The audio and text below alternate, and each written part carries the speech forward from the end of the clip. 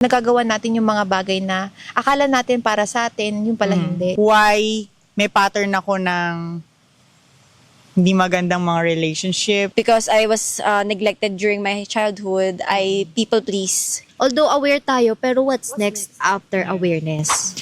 Hi goddesses! Hi! You're now listening to We Empower Podcast with a Heart. Ang topic natin for today's episode. For today's episode will be relationships with parents, with self, with partners.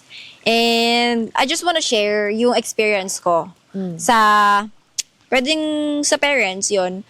We grew up, or I grew up being neglected. So nadala ko siya into adulthood. Because I was neglected during my childhood, I people please. Until sumuko na yung katawan ko, nagkasakit na ako. And then, nung nagkasakit na ako, sabi ko, bakit nangyayari sa akin to? I need clarity because clarity is healing. Yes. Until Dada Shen Ning introduced me this ancient Oh, wisdom. hello, I am Shani. I am a teacher, I'm a coach and a trainer. And I help people to remember their authentic self, their life design, their life purpose, what they need to do in their life. That's my mission in life. Wow. The life manual instruction Wow. na talagang nag-help sa akin na to choose myself, to choose what is for me. Kasi I was choosing what is for others eh. Like example, they want me to do this and I keep saying yes. And then hindi talaga siya align sa akin, so it means I'm starting a war inside myself. Because So, bakit mo naman nagagawa yun? Bakit? Anong pinanggalingan niyan? I've been helping a lot of people, but Ayun. when it comes to me asking for help, no one is helping me. And yun nga, parang I feel alone. Bakit? Oh, yun. So, nakalculate ko na nga pala yung number ni Goddess Gracie, no? Those who are watching na hindi nila naiintindihan, what is numbers? Okay, numbers.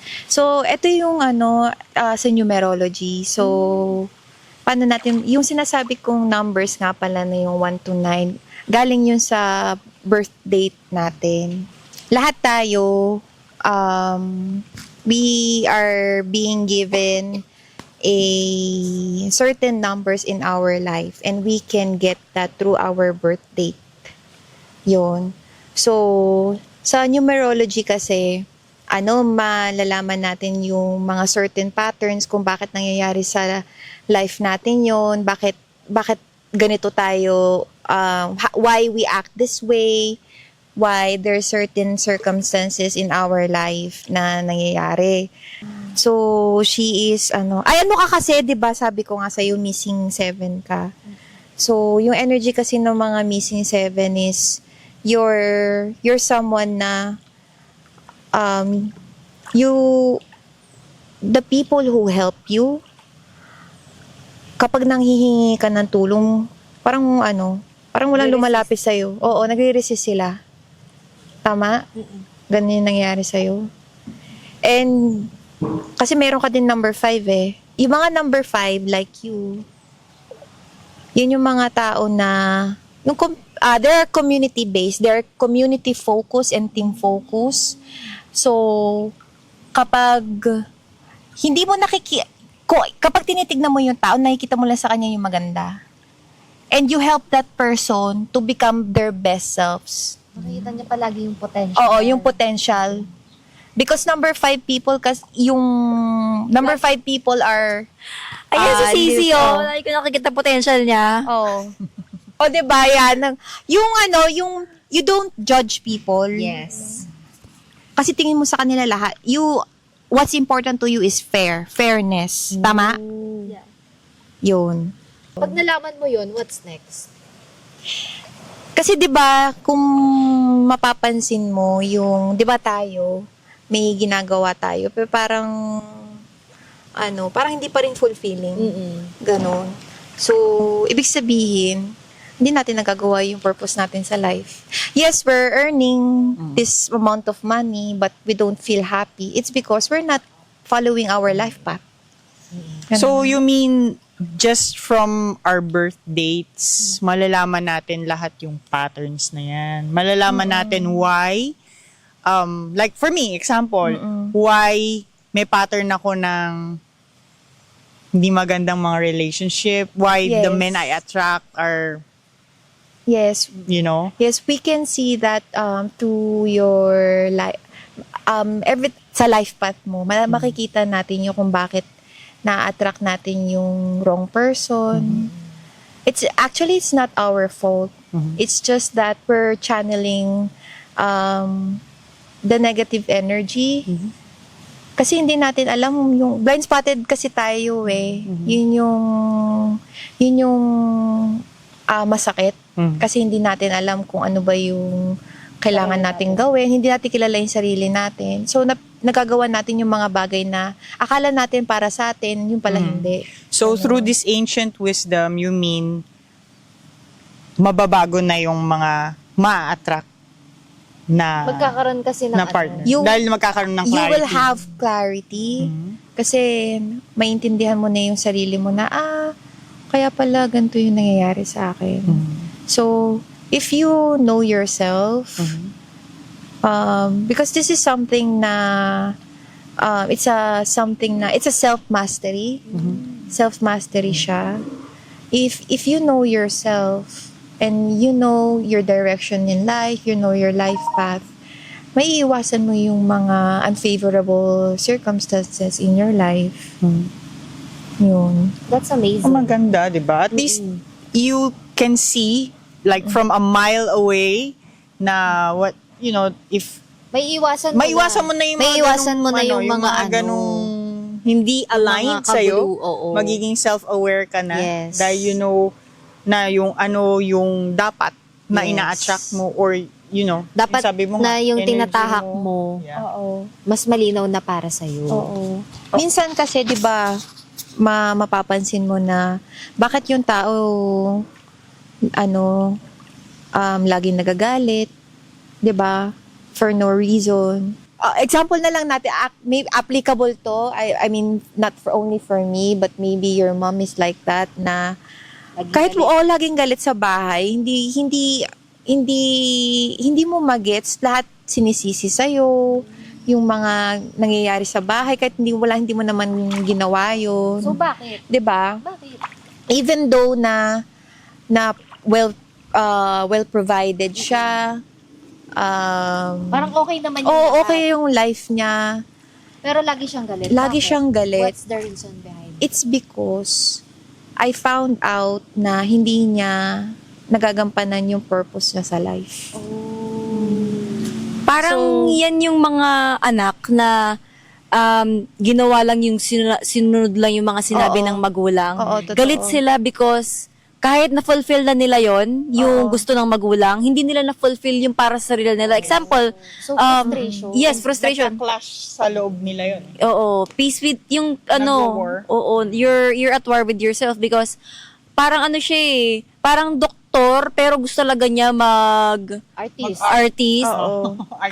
Oo. Yun. Kaya yung mga pansin nyo ngayon, yung mga doktor ngayon, nagiging vlogger. Oo, ganon. Kahit doktor sila, they channel the creativity within.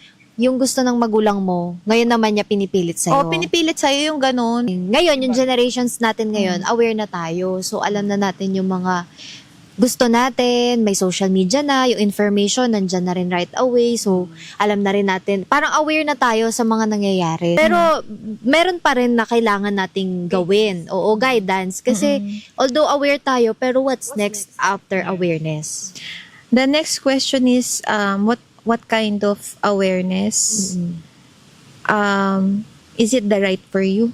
Yun yung next question eh. Is that awareness right for you? Oo, is it the right? Oo, everybody is doing, kunyari yan, nag-i-influence, Oo. everybody is doing crypto, Oo. everybody is doing this kind of online Pero business. para sa'yo ba yun? But the next question is it the right for you? Oo. How come people can make 7-figure business Oo. and end up not being happy? Oo, yun. That's the next question. It's Yes. because hindi nila nagagampanan yung life path. Yung para yung talaga life sa kanila. purpose nila sa life. And it's heartbreaking na maraming taong namamatay na hindi nila alam yung life purpose nila. Yes. And we can see that sa sa lolo-lola natin. Kasi napapas, 'di ba? Yes. Yung nagsasuffer is yung parents natin. Yes. Yun yung isa sa mga reason why kasi ito yung napapansin ko, 'di ba? Yung mga babae na, yun nga, they're well provided by their husband. They have a handsome husband, good-looking husband, very rich husband. They given everything. They have their own car, they have their own house, they have maids. Alam mo, lahat well provided yung na, buhay, 'di ba? okay. Okay yung buhay, but the question is why that wife is still unhappy. Nakakalungkot kasi Hindi niya na-fulfill. hindi nila na-fulfill yung kung ano yung kailangan nilang gawin sa life. So, when I know this wisdom, this ancient wisdom,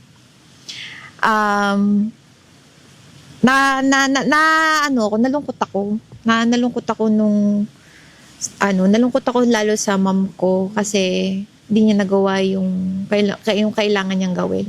Kasi lahat tayo, sa totoo lang, alam na talaga natin kung ano yung gusto natin, di ba? Sa totoo lang. There is something in our mind na, di ba, yun nga, nakausap na, di ba, gusto kong gawin to. Pero sasabihin ng ibang tao, hindi naman yan eh. Hindi naman. Wag yan. Ito wag yung yan. gawin mo. Oo, di ba, yung ganon. Ito yung uso ngayon, ito yung in demand, ito Oo, yung gusto ganon. ng ito yung uso, ganon. Oo, di ba? Kaya nakikita mo sis. Oh. Kaya nakikita mo sis kapag sinasabi mo sa akin, gawin mo to. Pero alam ko, diba ganun din ako sa'yo. Oo, Kapag ganun. sinasabi ko sa'yo, Tayo. kapag sinasabi ko sa'yo, gawin mo to, alam mo rin yung sarili mo. Oo. Ganon. Pag sinasabi niya rin sa akin na, sis, try natin to, gawin natin to, sabi ko, hindi siya para sa akin. Nag-ano naman. Tapos ganun din ako, pag may sinasabi ako sa kanya na, sis, gawin natin to, hindi siya para ano. So, ngayon alam na namin. Pero, ayun nga, Pero the question is, parang minsan natatanong mo sa sarili mo na, tama ba yung... Ito ba yung Oo, para sa akin? kasi para iniisip mo na ayaw mo naman masaktan yung tao. Yes. 'Di ba? Na hindi gawin yun. Pero yung pala, tama pala yun. That's how setting boundaries then. Oo, Oo. yun. Saying no to others Saying no. is saying yes to yourself. Oo. yes. Kasi, ngayon na, sige, yan na, alam na natin. So, ngayon, ano yung natin dito? Ano yung gusto nating Share. impart Yes. sa ating mga audience, listeners? we have an upcoming class. So, ito yung first ever class in the Philippines on how to decode your life. What is your wealth code? What is your timing? Because each and every one of us has certain strength na yun yung magbibigay sa atin ng abundance in life. And there are so many people chasing opportunities. Yes. But yeah, externally they're looking great. They have a great But car, is that the luxury. right opportunity But for the you? question is, how about is your internal self? Is he or she happy? Fulfilled? Yeah. You have the money. Do you have time with your wife, with your children? How is your relationship with your children, with your wife? With your family, with your Yeah. friends. Kamusta naman yung health mo? Yes, right now you're okay. But Until when? until when? Until when? 'Di ba? Because if you are doing the things that is not aligned in your life path, everything meron siyang kapalit. Meron siyang kapalit. It will be your health, your wealth, your children, your family relationship. In our class, we will going to teach you and show you and understand yourself, and malalaman mo doon yung life direction mo, yung life path mo. Ano yung kailangan mong gawin in order for you to achieve the life you deserve. Not only that, you will also understand how come you're trying to help people, but it end up tinatalikuran ka nila, pinagchichismisan ka nila. Worse, ito nakikita na natin to. The worst na mangyari is bigla ka magkakaroon ng kaso, kakasuhan ka. 'Di ba?